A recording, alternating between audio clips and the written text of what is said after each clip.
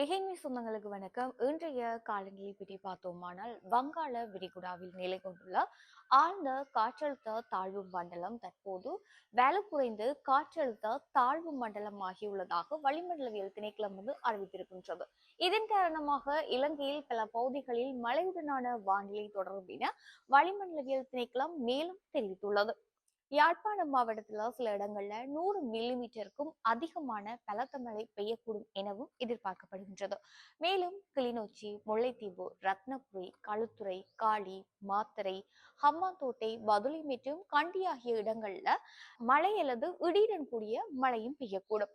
அதோடு வடக்கு மாகாணத்துல மணிக்கு 70 கிலோமீட்டர் வேகத்துல பலத்த காற்று வீசும் எனவும் வளிமண்டலவியல் திணைக்களம் அறிவித்திருக்கிறது.